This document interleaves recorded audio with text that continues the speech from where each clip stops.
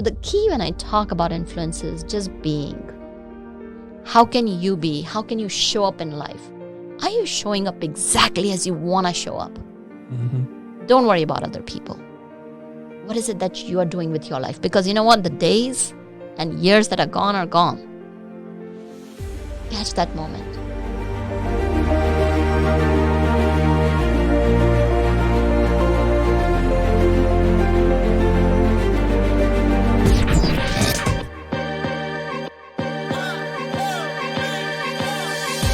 Thank you for listening to the Guys Who Do Stuff podcast. Visit guyswhodostuff.com. You probably shouldn't Google that.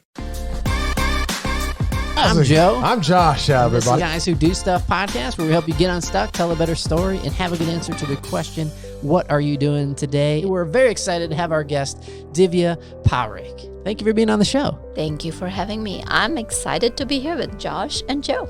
Well, thank you very Lovely. much. Divya has 20 years experience in different roles as in business positions, coach, influence mastery advisor, a speaker. Her passion for coaching and her sincere desire to make a positive impact led her to develop effective, evidence-based leadership and partnership programs. She's an 8-time #1 international best-selling author, in-demand motivational speaker, and she's guided many entrepreneurs, CEOs, and management professionals to their next level. Just start by telling us a little bit about yourself.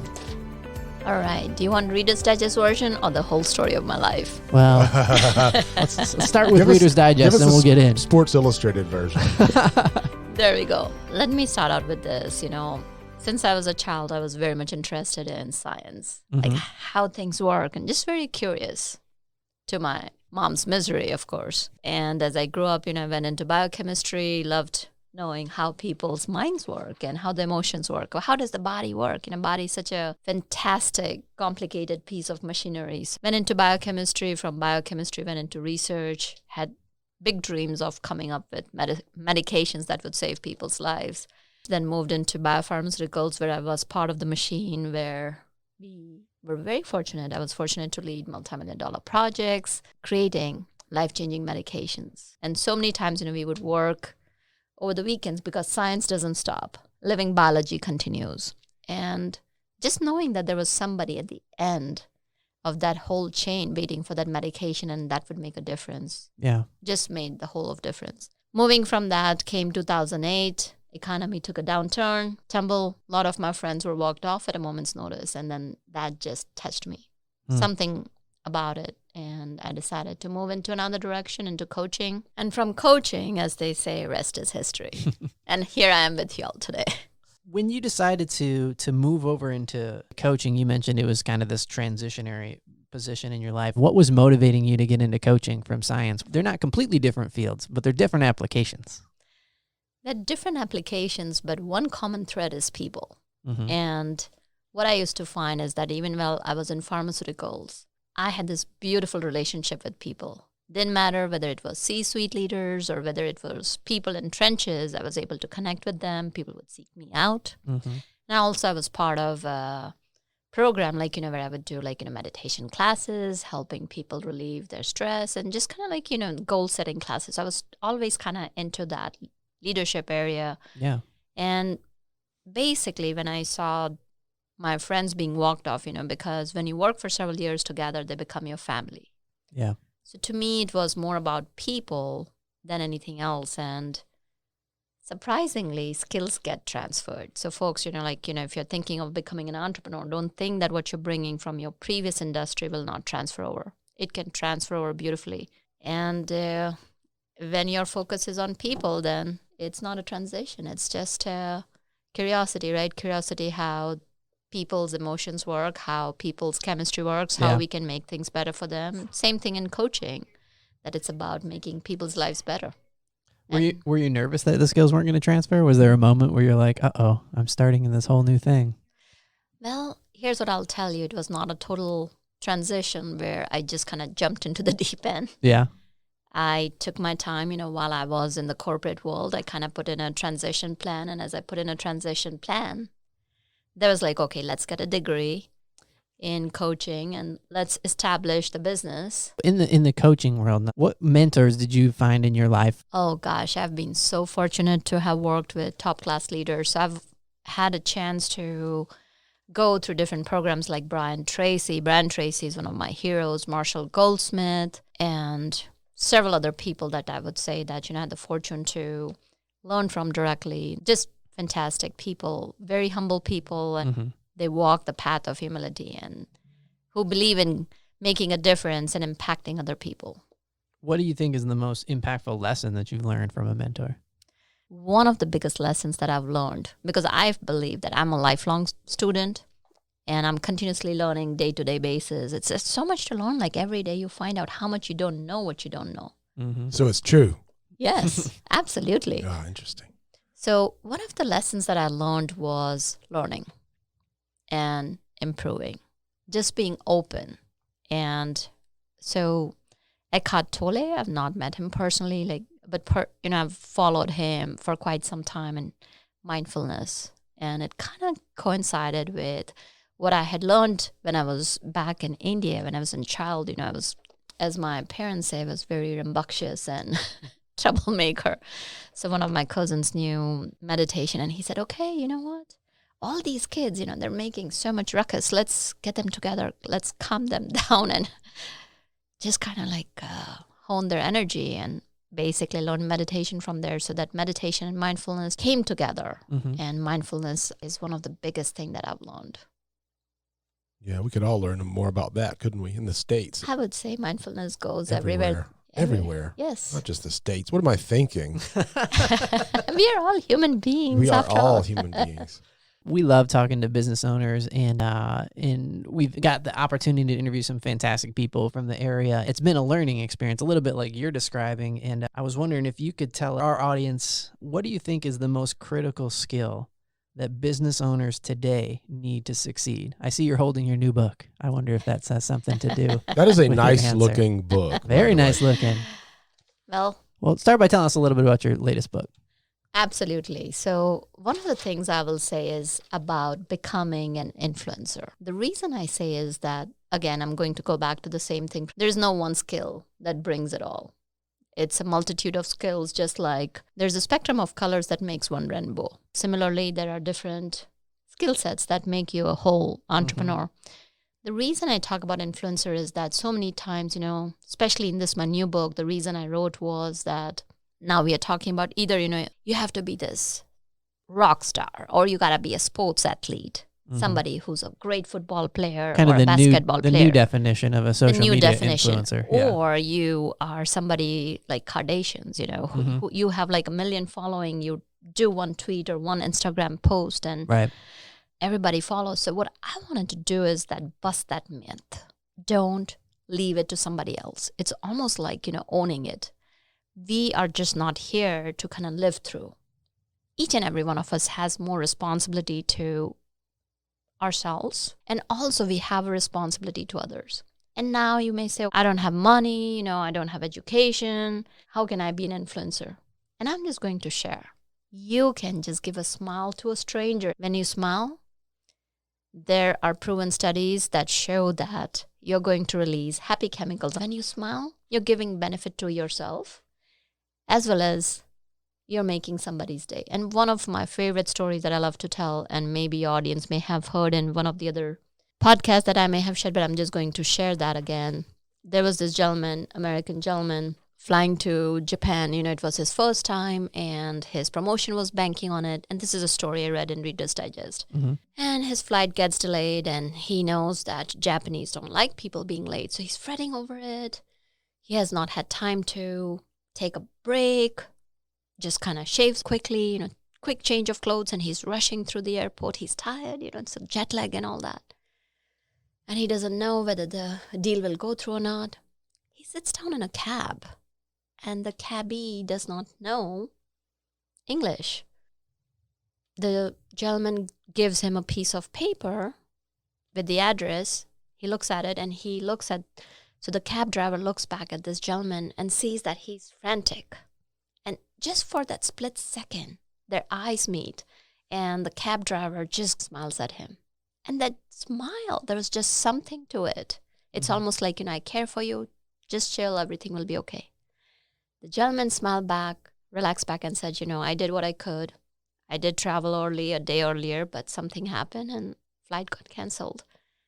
And that made him relax. And as he went to the company, he was greeted by the interpreter and the Japanese leaders, and things worked out. Deal was closed. So, folks, that one smile can make a difference, and you can be an influencer. So it's about taking that responsibility that, yes, I want to be happy. It's your responsibility to your life to be happy. Because we do so many things, right? Why do we listen to podcasts, or why are we going for movies? We do all that to be happy.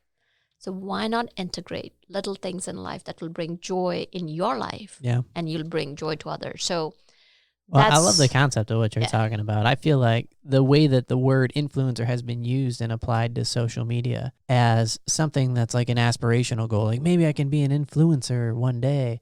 And the challenge that I have with it is it all seems so very fake. Like the way social media presents itself as like this curated version of your life. And so you think in order to make it, you have to be at, like a party on a yacht and everything's just perfect and glossy and the photo's like awesome. But we don't see they probably got a team of people that spent, 20 hours trying to get that shot so they could make that post.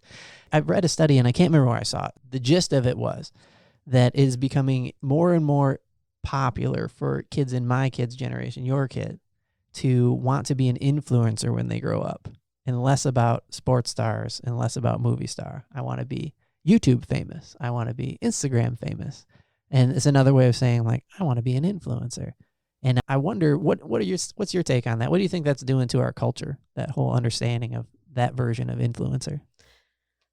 Every generation, because I do a lot of multi-generational courses and multi-generational workshops and multi-generational teaching.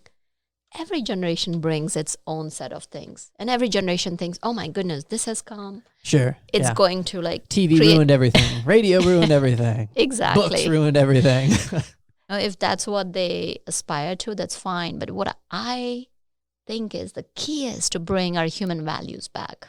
And that's the reason I wrote the book, that yes, if that's what you aspire, if that's what you like, go for it. But yet at the same token, take what you want to aspire to and bring humanity back into it.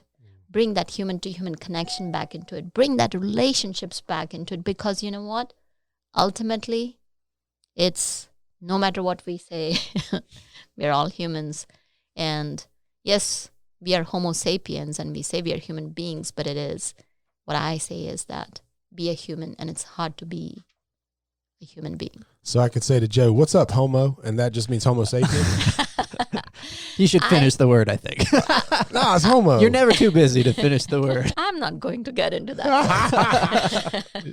You've gotten the opportunity to do a lot of business coaching and talk to a lot of different business owners throughout your career. The Small Business Administration defines a small business as doing $35.5 million or having 300 or less employees. 1,500. 1,500 is the new definition, Whoa. and that's small business. And you think about it, like there's big businesses that make that seem very, very small.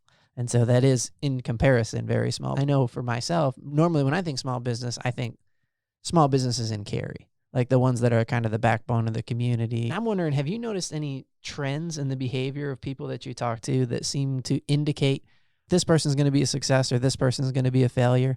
Great question. So here's what I'll say. Yes, there are trends. There are a lot of people who think that I'm passionate, I'm going to jump into business. And this is a hard truth. Passion alone does not make a business successful. So one of the trends I've seen is that passion is enough. And let me tell you, passion is what keeps you going through tough times. But how big is your passion? What is your why? And what I've found is that if your why is big enough, it will take you through anything. And one of the trends that I've noticed is that, a lot of people kind of jump in, but then I'm sure you know about the statistics that more than 90% of businesses fail. And the reason it fails is that preparation and planning has not gone in. Okay, what are the pitfalls going to be? I'm going to set up a business. What does the market want? So many times what happens is people think that, oh, I have the product. and it's a great product and I'm going to put it out there and people will want it. Now, especially the consumer has become so smart. They'll go and see whether you have reviews or not. Yeah, reviews has totally changed the way we shop for sure. Exactly. And what are other people saying? Or, even if you're a known entity. So there is that whole of that element that sometimes is missing. Mm-hmm. It's all about looking at business as a business. Have you noticed the people that they'll tell you, if you ask them when you're consulting with them, what's your why? And they tell you, and you're like, oh, that's not big enough. Like, is money a big enough why? Here's what I'll say. Coming from a place of mindfulness, if money is your big why, as long as you're not conning other people, that money has. So for personally, I have certain set criteria who I'll work with. I do not work with everyone. Mm-hmm. For me, yes, money can be a big why. But again, what are the intentions behind the money? Sure. Yeah, I've heard it said money's amoral. It doesn't care if you spend it on a brick to build an orphanage or a brick to throw through somebody's window. Or a cocaine brick. Or a cocaine brick, sure. Yeah, it's amoral. From a motivation standpoint, because I love that idea of like knowing your why and having a big why. And honestly, like I'm struggling with it a little bit now. I'm in some coaching classes and I kind of have this look on my face when I'm thinking, and the person leading the class was like, you mind putting that on loudspeaker? Yeah. And I said, I just don't think I'm motivated enough by money. Because he was talking about like, if you do these things, then you can grow by 2x, 3x. And I don't know if that's if that's really that exciting for me to 2x or 3x. And I think that, but what I was realizing, I think is what you're saying, is that I didn't define my why well enough. Your why needs to be bigger than your butt, right? Yeah, I think so. Well, I say that, your why needs to be bigger than anything else in your life. Your butt. Your butt. We'll go with that. And because it's not the what. Mm-hmm. It's not the how. Yeah. It's the why that's going to help you do what it takes to get things done. I love it. There is a tenacity that you need. There's a grit that you need. And that's kind of the glue for the grit. Because like when times get hard, and pretty much we've heard this from everybody that's been on, like when times get hard, you need that why to help you get through that season. Because otherwise you're like, I could just go work a job. I could go work for somebody else if it's just about the paycheck. If it's about what you do with the paycheck or the freedom that having working for yourself provides, that's the thing that's going to maybe help you get through that season. Clarity is the thing. Yeah. And so, I heard you say maybe this, maybe that. There is no maybe. It's a very, very definite, it. Yeah. I will share a story about one of my clients right now, and she has a beautiful little dog, a Yorkie, and she has this message of spreading love. Her upcoming book's name is Marley's Dream, and she just has this passion. So she's from Canada, and she's reaching out to different TV show people and just calls them up and picks them, and because she believes in that. And wherever this little Marley, little Yorkie dog, wherever she goes, she's attracting people, and she says that, I want to spread the love. It's almost to a point where you become shameless. So, for example, I'll share that, I have some of the profits from my book go to kiva.org.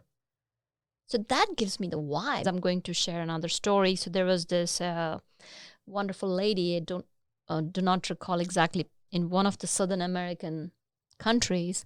And, from the books, let's say it's part of the loan, kiva.org is a microfinancing organization, and they provide loans.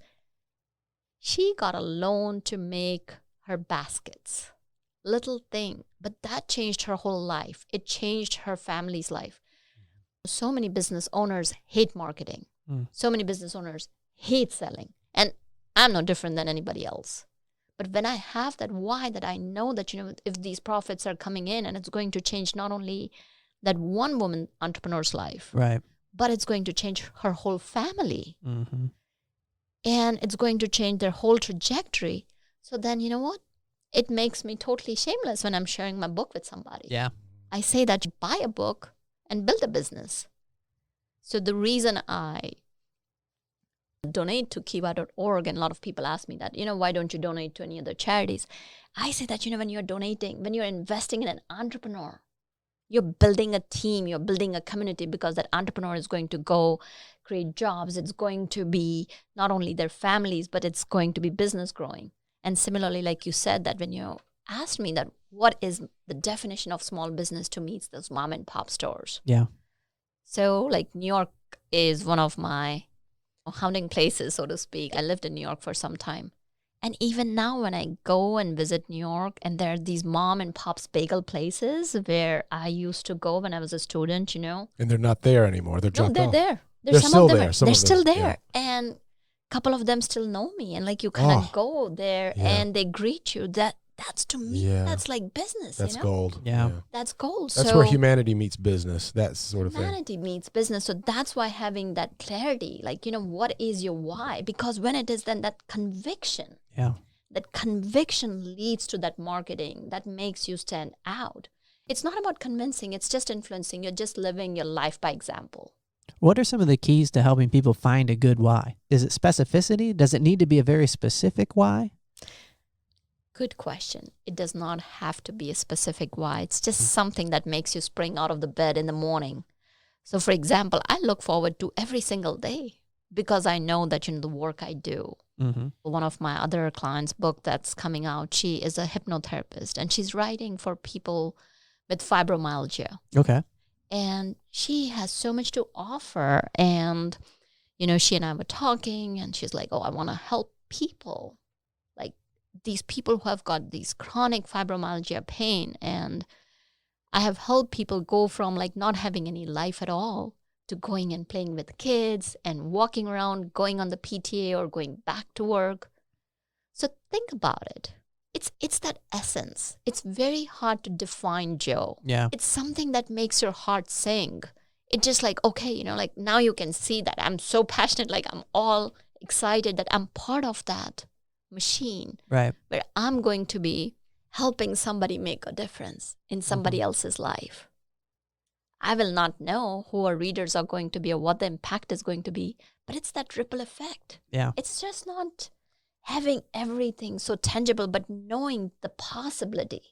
I always say that possibilities are endless. Just open up. Yeah, we've heard this message before. It's not new, but it's how much more relevant is it even moving forward with this social media causing people to be so self-centered and comparing and all this? This really seems to continue to be the antidote to seek purpose, seek why, and how you can help the world and do things and influence things. And I'm sure that why could also influence or help form what you're doing on the surface, right? So what you're doing on the surface is not Kardashianing it and selfieing it. It's going to help your character form, isn't it?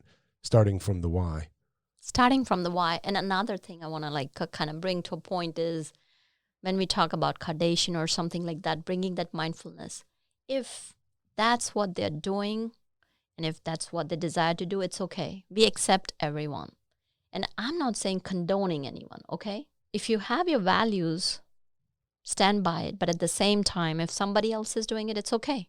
That's that whole thing. Because think about it. If Kardashians are doing that, that's probably got a whole industry. If there are some bags. Mm-hmm. So like Gucci bag. I don't go around with a Gucci bag. I'll go to TJ Maxx, pick up something that's very functional. But think about it. What goes behind it? How many people are employed? Just not looking at the surface and going beyond that. And also like when we talk about social media, you know, our impression is that, oh, it's all just, these pictures and all that. But think about it. This podcasting and this technology is also part of the social media. Now I'm going to take this podcast. We are going to put it on social media. So it's again bringing values in everything that you do. Yeah. So I'll share another story. Like I just put out post where, you know, it's very challenging, something that some people may not like. So for example, on my Facebook post today, I put out about ego. And some people may not like it and they're like, oh, what the heck is she talking about? I want to be unfiltered. This show is produced at Podcast Carry, a professional studio making podcasting simple and fun. Located in Vibe Co-working in Cary, North Carolina. Want to start a podcast to create great content for your business and establish yourself as a thought leader in your city? Go to podcastcarry.com. Connect with your audience. Grow your brand. So the key when I talk about influence is just being. How can you be? How can you show up in life? Are you showing up exactly as you want to show up? Mm-hmm. Don't worry about other people. What is it that you are doing with your life? Because you know what? The days and years that are gone are gone. Catch that moment. What are some of the main things that get in people's way? It's validation. If I post this, what will other people think? Mm-hmm. That's one of the key things. That's one of the biggest things that comes into people's way. Then also is like, what is my self-worth? So self-worth and self-esteem are two different things. What I have to offer, is that something that's worth to somebody else? And I've seen that time and time again, especially for authors, as they write, they call about writer stuck.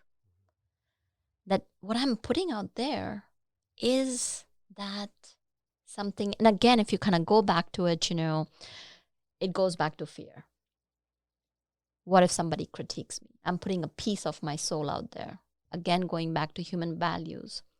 So for example, like, how you guys are doing, like now you're like, okay, you know what? I'm creating this podcast. My goal is, yes, first goal is to serve other people. And while you're serving other people, I always say there's nothing wrong with having good relationship with money. And that's one of the things I go into details into my another book, The Entrepreneur's Garden.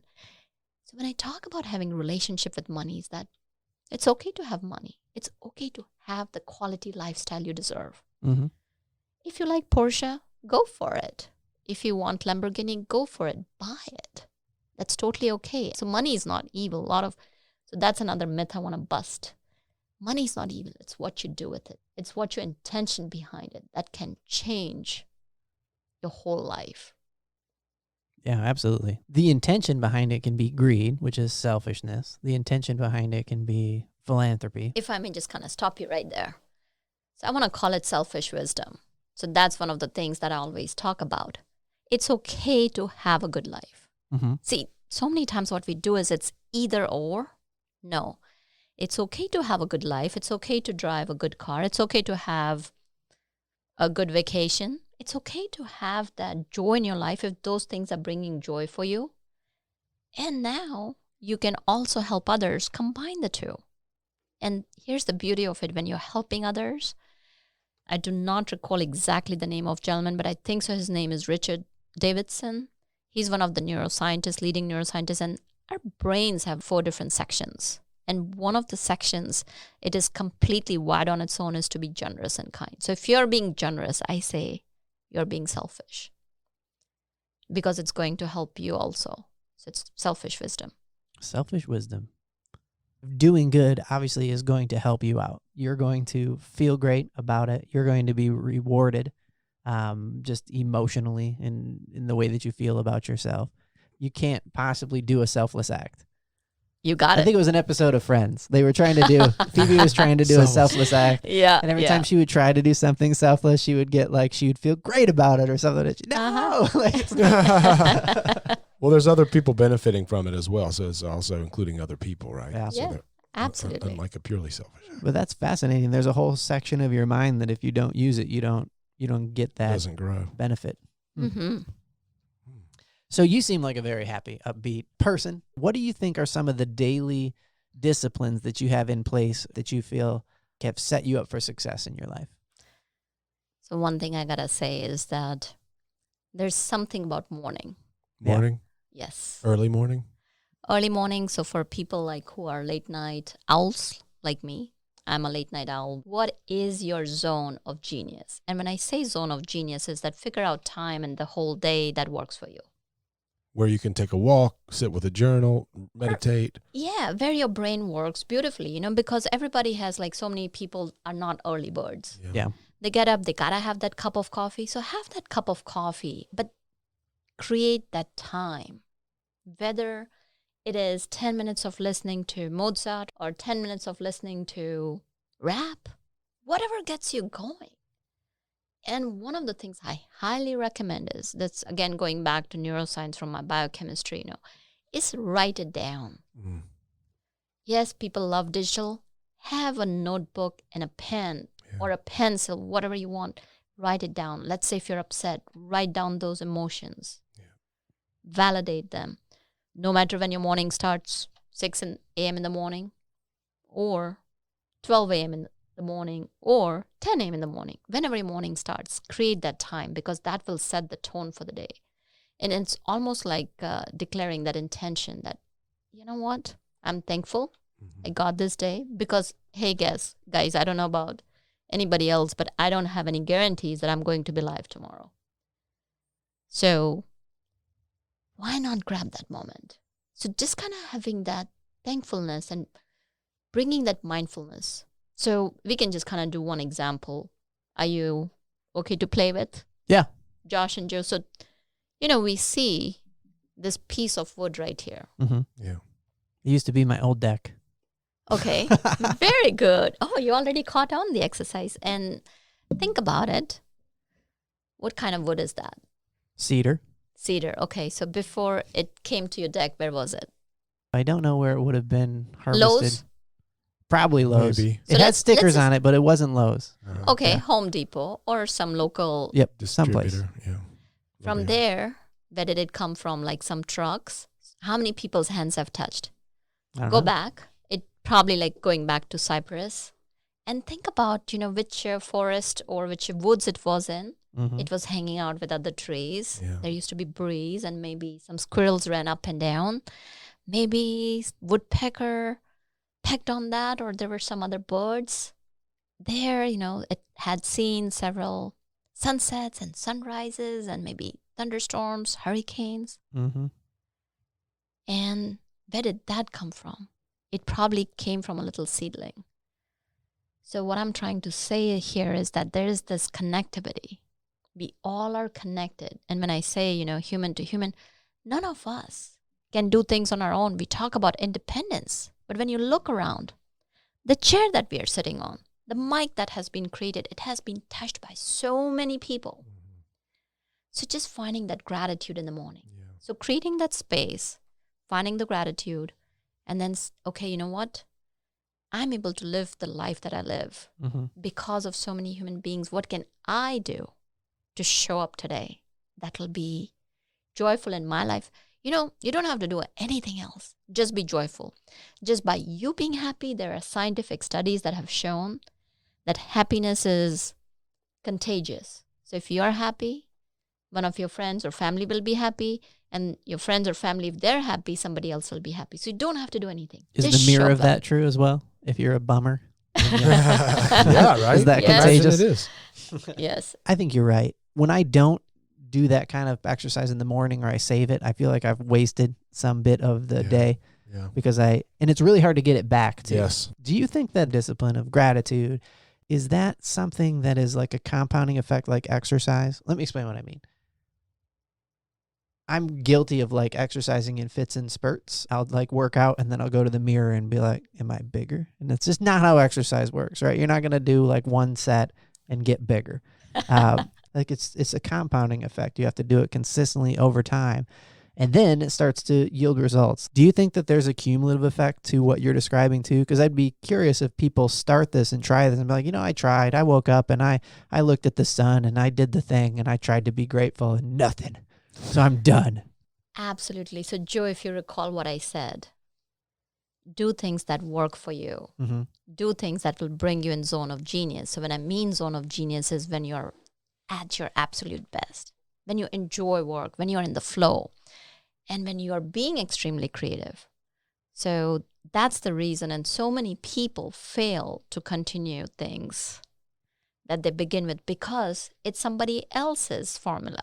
Mm-hmm. So the key is, again, knowing yourself. Yeah. What is your personal formula? What gets you going? And that's what I said, if it's about listening to rap, do that. If it's about going for a run, go for a run. If it's about going to the gym and picking up the dumbbells or do cross training, see what works for you. For me, if it's the middle of the day, for me, it's about getting on my mountain bike and going into the woods with my dog off the leash and just running with me in the forest. And then that's just so good.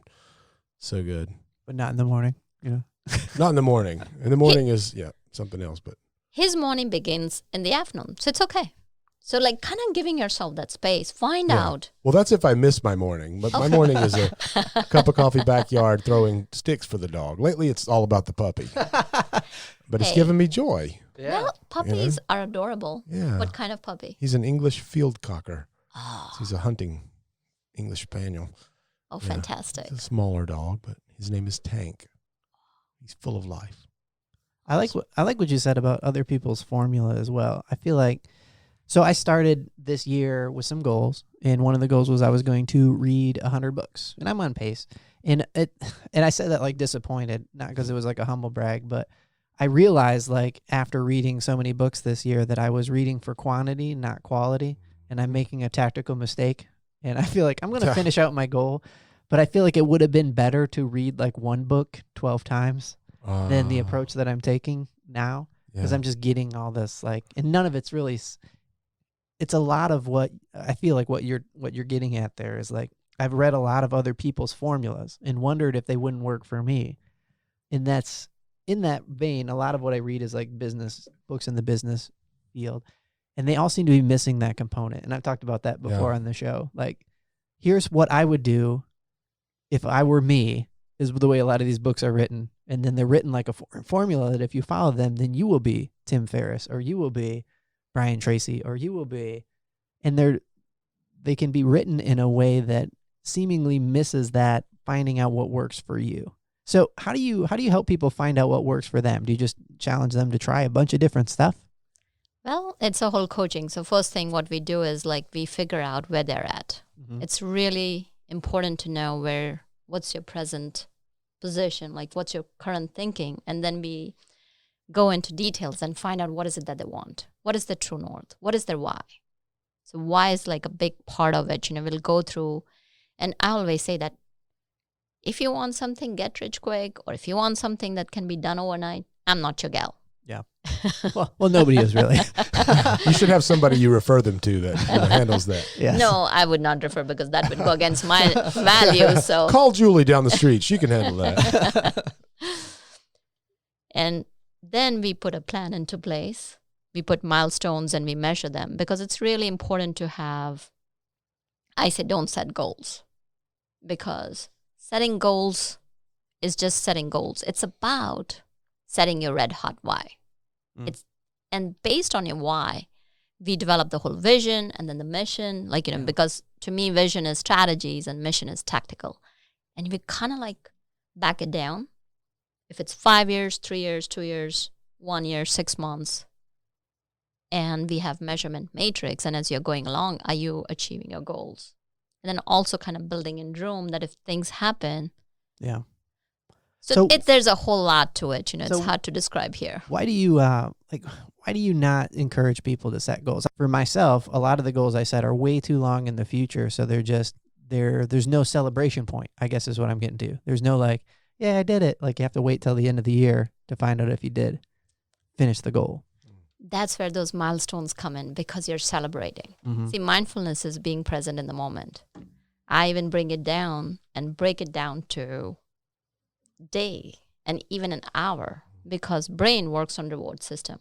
And I'm not saying not to set goals. What I'm saying is that first you got to understand yourself. Right. How are you setting your goals? It's not just for the heck of setting it. Mm-hmm. Define your vision. What you want your life to be every single day. Mm-hmm. It's not something in future. Nothing is guaranteed in the future.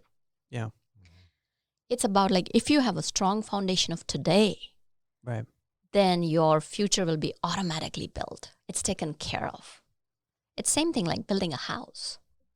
If you don't have a strong foundation, no matter how beautiful your rooms are, and you may have stucco and you may have this Mediterranean architecture, or you're bringing fancy things from everywhere, if the foundation falls loose, your whole house is going to come collapsing down just like a house of cards. Tell us about a situation in your life that, like a mistake that you feel like you've made, or some season that you had to live through that it could have really ended in your failure, but you stuck with it, you made the hard decisions, and now hopefully it's a distant memory. But what did you learn as a result of an experience like that that's made you who you are today? I have had so many failures. And yeah, welcome to the club. Yes. If people say that, they have not made mistakes and not had any failures, kudos to them. I could have just started the question with, you're a human. Gosh, one example I can share with you is one of the marketing swap I did. We did I and my partner in our early days, probably 8 or 9 years back, or maybe more, I'm not sure. We did our first retreat. Beautiful workbook done, great material, and we even talked with a few people, and people said, oh, yeah, this is so great, everybody's going to flock to it, and oh, fantastic. We did some mailing, and we did some marketing, like, new business owners. So thrilled. We only got 3 people.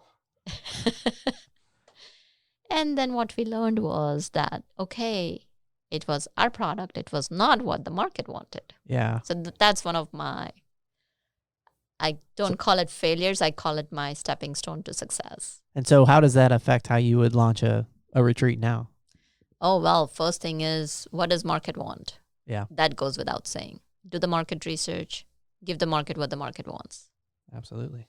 What systems or processes as an author have you put into place? So I read in your intro that it was 8 best-selling, and I see from your book that you handed me, it's now 9. So this one must have made it to the best-selling list. Yeah, so now that's a 10. Oh, this is 10 now. Oh, yes. Congratulations. I love the cover of that book. It's very cool. Yeah. I'll put a link to it in the show notes. Expert to influencer. Is this the North Carolina Ocean? I guess they're all kind of connected, aren't Could be. They say don't judge a book by its cover, but for yours, I'm making an exception. Thank you. Yes, I do want to read that. So as an author, kind of back to the question, what processes do you wish you would have put in place sooner if you could kind of time machine your way back? That would make a big difference. It's Joe's favorite question, but he usually poses it like if you had the DeLorean, from the movie Back to the Future. Yeah. But that's Need to make a little sound effect, but I'm worried we're going to get picked up for copyright issues. Yeah. Is that good for you? I feel like you guys teamed up on it and got it right. That's good. Yeah. I'm just going to do a shameless plug here, man. Yeah, do it. Absolutely. Okay. Do it. So this book, folks, it's part of my program where I say buy a book and build a business. So some of the profits from this book does go to kiva.org, where we help women entrepreneurs. I know, folks, I'm sitting with you guys, but just want to share. We love women. Okay. Absolutely. So it goes to women entrepreneurs. And so far, we have helped between my books and the books of some of the authors who have partnered up with me on sharing their profits with these women, around like 65 to 70 women entrepreneurs. Yes, it may not seem a big number, but to me, one woman entrepreneur helped is a family helped, is a community helped. So going back to your question, so first of all, thank you, Joe and Josh, for letting me do that shameless plug, is just connecting with somebody who knows what you've done, regardless whether you're an author or whether you are a business owner or even whether you're a professional. See who has traveled the road before. See who is where you want to be. And they will not be able to avoid all the mistakes, but they'll be able to help you avoid most of the mistakes. Yeah. And I find when I get the opportunity to meet somebody like that, what you're describing in my life, people are almost to a fault very generous with their time, very willing to share what they've learned. It's not like a secretive thing for people, really, with no strings attached. Just like, I really hope this helps. But I guess what we learned earlier is that there's always a string attached. Probably makes them feel great. You got it. Well, that's awesome. Is there anything else you'd love to promote? Yes, kindness. That's my favorite thing anybody's ever said. I know, right? I'm like, yeah. If you could just smile at somebody, or if you're in the traffic, let somebody in. Yeah. Or if somebody cuts you off. If you're listening in your car to this podcast right now, do it right now. Yes. So if you're in the middle of flipping somebody the finger, just turn it around to yourself. It's still the finger the other way. Just let them see it. Yeah. Take it down, people. Just take a minute and find that time, even if you do one kind act a week. Just do it. Yeah. It's fantastic. What's going to be your kind act today, Josh?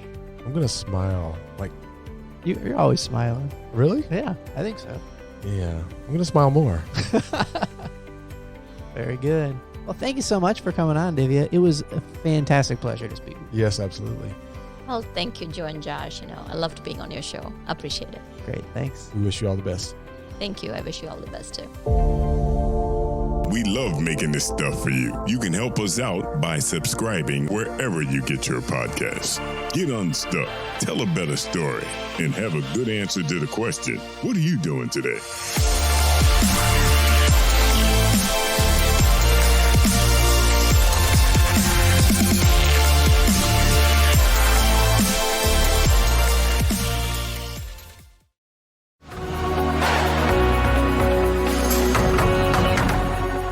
This episode of the Guys Who Do Stuff podcast is made possible by Forerunner Media. Forerunner Media is a creative agency helping you reach your strategic goals through content creation for social media and other platforms. Clients include Porsche USA, BMW Motorcycles, H.H. Hunt, the North Carolina Bankers Association, The Price Company, and Link Business, just to name a few. For every handful of satisfied paying customers, Forerunner Media does a project absolutely free for organizations who are doing good for their communities. Contact Josh.Manning at forerunner.media today for more information. Forerunner Media, your content creation partner.